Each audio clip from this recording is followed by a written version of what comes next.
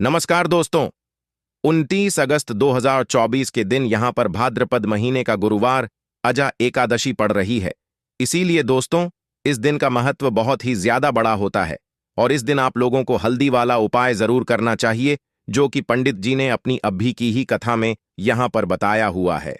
तो दोस्तों, आप सभी लोग जानते हो कि अजा एकादशी के दिन भक्ति भाव से, गंध फूल से जो कोई भी भगवान शिव जी की पूजा करता है, उनके मंत्रों का जाप करता है, उस दिन उपवास करता है, वह 1000 जन्मों के पापों से मुक्त हो जाता है और भगवान शिव जी को हासिल कर लेता है। एकादशी का दिन एक ऐसा दिन माना जाता है जिस दिन भगवान शिव जी की अपार कृपा हासिल होती है। भाद्रपद का महीना है और शुक्ल पक्ष है। भाद्रपद महीने के शुक्ल पक्ष की एकादशी को अजा एकादशी के नाम से जाना जाता है। इस अजा एकादशी मनुष्य के जन्मों जन्मों के पापों को एक ही क्षण में नष्ट करने की क्षमता रखती है। अजा एकादशी साल की बड़ी एकादशी में से एक मानी जाती है। तो भाई, इस दिन की महत्वता बहुत ही ज्यादा बढ़ जाती है। और दोस्तों, इसी दिन किया जाने वाला पंडित जी द्वारा बताया गया हल्दी वाला उपाय भी है, जो कि दोस्तों बहुत सारे लोग पहले कर चुके, पर कुछ समय से यह वाला उपाय लोग भूल चुके हैं। क्योंकि दोस्तों, इस उपाय को हमने आपको बहुत दिनों से नहीं बताया है। पर दोस्तों, उपाय जो भी होता है वह हमेशा काम करता है। जो भी व्यक्ति उस उपाय को पूरे मन और विश्वास से करता है, भाई, उसके लिए वह उपाय जरूर काम करता है।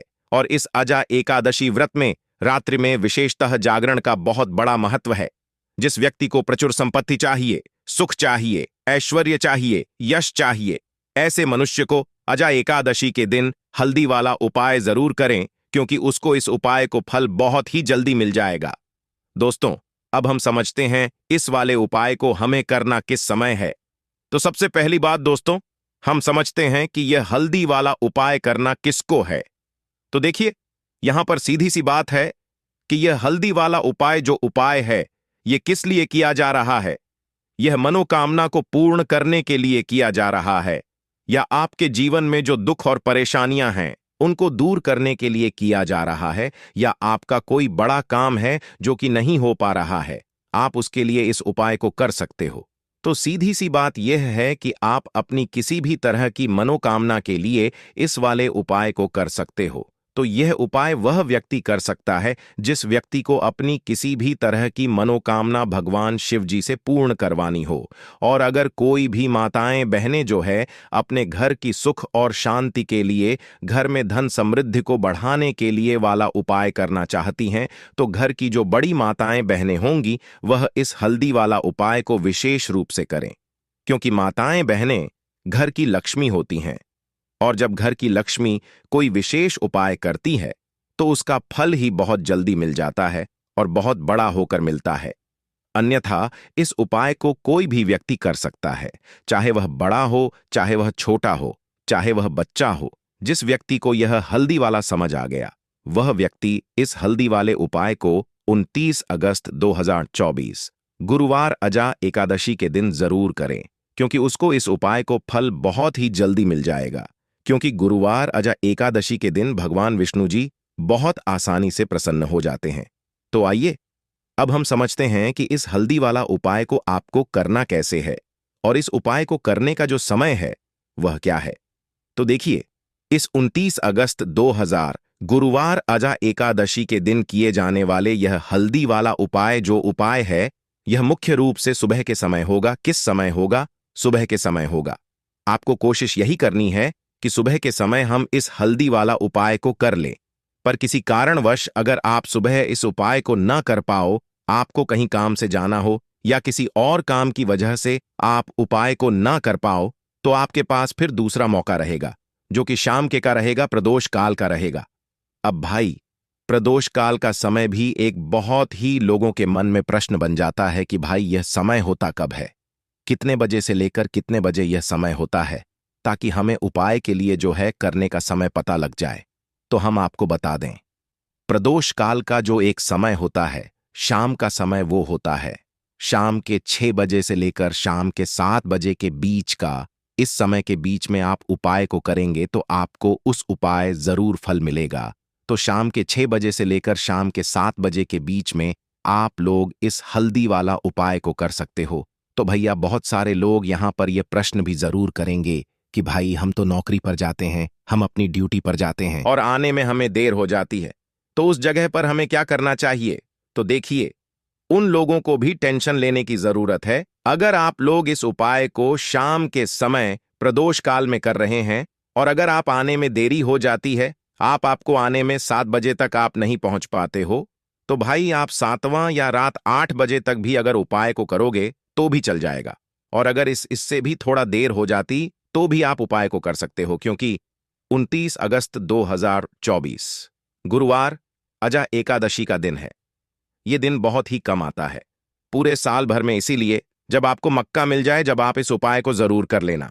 कोई भी उपाय हो, आप कभी भी कर सकते हो, यानी एकादशी के दिन। बस कोशिश करना कि समय के थोड़ा मतलब अंतर्गत ही कर लो, पर किसी कारणवश अगर ना कर पाओ तो फिर आप थोड़ा देरी से भी कर सकते हो, आपको उपाय का फल जरूर मिलेगा। तो चलिए जानते हैं इस एकादशी में किए जाने वाले उस खास उपाय के बारे में। लेकिन उससे पहले एक प्रार्थना, अगर आप चैनल पर नए हैं तो कृपया चैनल को सब्सक्राइब अवश्य कर लें। देखिए, पूरे साल में पड़ने वाली इस भाद्रपद महीने का एकादशी का बहुत से साधकों को इंतजार रहता है। भाद्रपद महीने पूरा महीना भगवान विष्णु को समर्पित होता है, माता लक्ष्मी को समर्पित होता है, माता तुलसी को समर्पित होता है। और इस एकादशी में किए जाने वाला यह उपाय हमें हरिहर महादेव की कृपा भी हासिल करा देता है। देखिए, इस वीडियो में हम लोग पूज्य गुरुजी द्वारा बताए गए कुछ बहुत ही खास उपाय जानेंगे। लेकिन इन उपायों से पहले आप एक बात जान लीजिए कि आपको इस एकादशी में या फिर किसी भी एकादशी में किसी भी पेड़ की भी पौधे की कोई पत्ती नहीं तोड़नी है।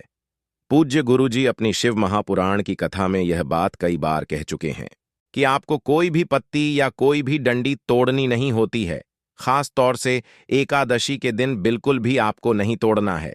इसी के साथ आपको एक और बात का ध्यान रखना है कि आप जब भी सुबह स्नान करें, किसी भी साल में पड़ने वाली जितनी भी एकादशी होती है, उन सभी एकादशी में आप अपना एक नियम बना लीजिए कि एकादशी जब तो उस दिन आप सुबह जब स्नान करेंगे तो उसमें एक चुटकी हल्दी मिला लेंगे।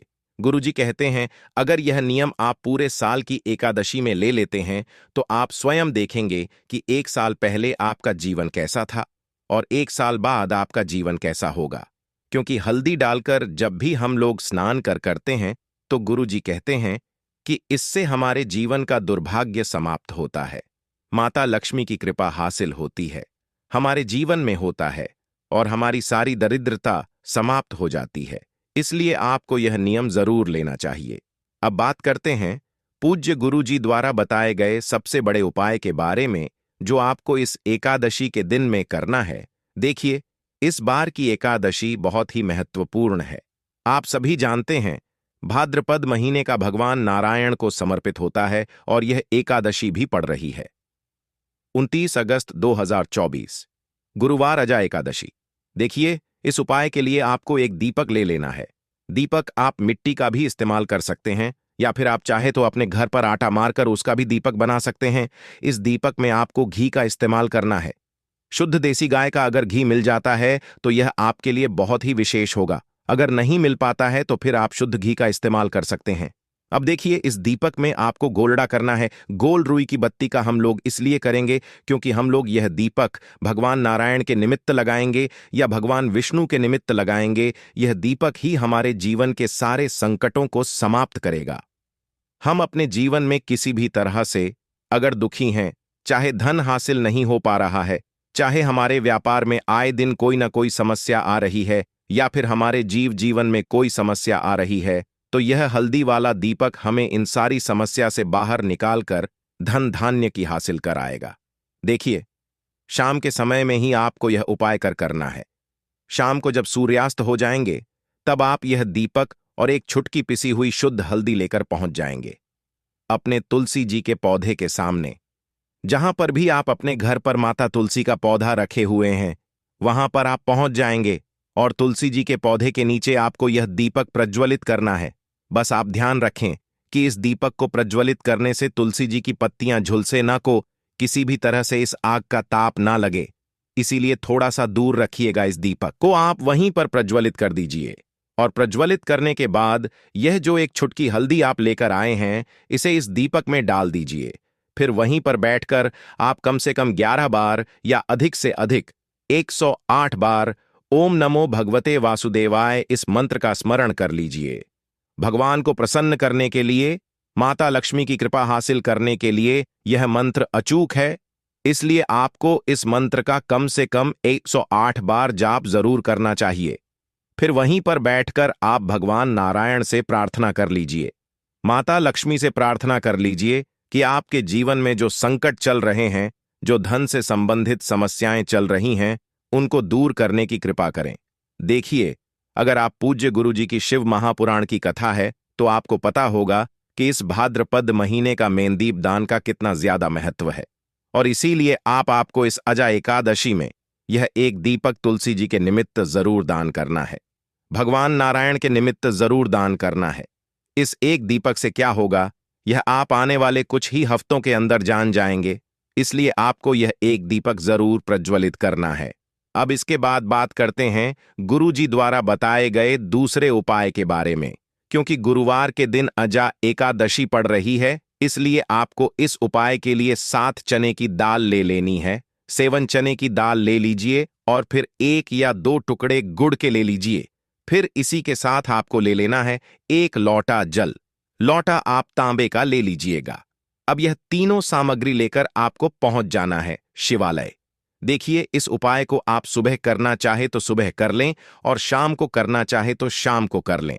शिवालय के बाद आप सबसे पहले एक काम करेंगे, जो 1 या 2 टुकड़े गुड़ के लेकर आए उसे इस 1 लोटे जल में डाल लीजिए। वहीं शिवलिंग के सामने बैठकर ही आप इसे 1 लोटे जल में डाल लीजिए और कम से कम 11 बार श्री शिवाय नमस्तुभयम या फिर ओम नमः शिवाय, इन दोनों में से किसी भी एक मंत्र का जाप कर लीजिए। इसके बाद आप जो 7 चने की दाल लेकर आए हैं, उन चने की दाल को इसी 1 लोटे जल से थोड़ा सा गीला कर लीजिए। थोड़ा सा जल इन चनों की दाल के ऊपर डाल लीजिए और इसे हल्का सा गीला कर लीजिए। अब इन दालों को, इन 7 चने की दालों को आप एक साथ शिवलिंग के ऊपर समर्पित कर दीजिए और बृहस्पति शवर महादेव का स्मरण कर लीजिए। कौन से महादेव का? बृहस्पति सावर महादेव का समर्पित करने के बाद आपके जीवन में जिस भी तरह की समस्या चल रही है, उसको दूर करने के लिए बृहस्पति शवर महादेव से प्रार्थना कर लीजिए। या फिर आप कोई विशेष मनोकामना है जो बहुत दिनों से परिपूर्ण नहीं हो पा रही है, तो उसको परिपूर्ण करने के लिए बृहस्पति शवर महादेव से प्रार्थना कर लीजिए। और फिर यह 1 लोटा जल जिसमें आपने गुड़ मिलाया है, उसको शिवलिंग के ऊपर धीरे धीरे समर्पित करते जाइए और लगातार ओम नमः शिवाय मंत्र का स्मरण करते जाइए। पूज्य गुरु जी ने कहा कि गुड़ का टुकड़ा जब भी हम लोग शिवलिंग में समर्पित करते हैं तो हमारे जीवन में ऊंज तेज की वृद्धि होती है, और जब भी हम चने की दाल शिवलिंग में समर्पित कर देना है। धन्यवाद। वीडियो के अंत तक बने रहने के लिए मिलते हैं अगले वीडियो में। धन्यवाद।